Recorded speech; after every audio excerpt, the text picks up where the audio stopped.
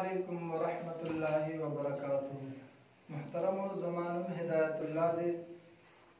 زه د دوره حدیث طالب او ما اظهار ما په ضمیر په صحیح طریقې سره نشو کولای، نه مې خطابت کولای شو، نه مې تقریر کولای شو.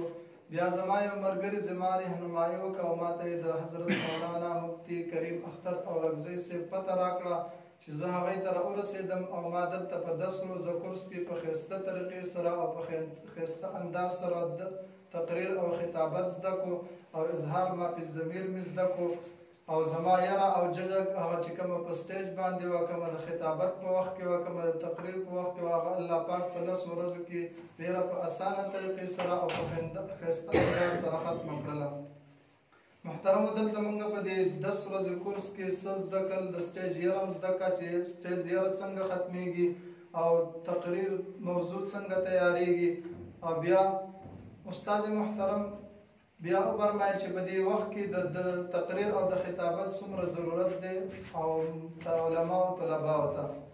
بیا زما پکې د اشرف علي تنویر رحمت الله علیه یوه خبره ډېره خوښه شوه. هغه فرمایي چې د دین د اشاعت دپاره ډېرې طریقې دي، خو 2 طریقې داسې دي چې په هغې سره دین ډېر په اسانۍ سره خورېږي. یو تحریر دی او بل تقریر دی. او په اشرف علي تنویر رحمت الله علیه وایي چې زما په خپله په هغې کې دا د تقریر والا طریقه ډېره زیاته خوښه ده، ځکه چې د دې فایده عامه ده. نو الحمدلله زه هغه طالبانو ته چې هغه د سټیج یره محسوسوي او درس تقریر او خطابت نشي کولی، هغه ته دا پیغام ورکوم چې هغه راشي او د حضرت مولانا مفتی کریم اختر اورکزی صاحب لمن ونیسي او د هغې نه په دې 10 ورځو کورس کې ډېر څه حاصل کړي. د سرحد یونیورسټۍ سره نږدې بیت الامن مدرسه ده، په هغې کې دا 10 روزه کورس پړاویږي.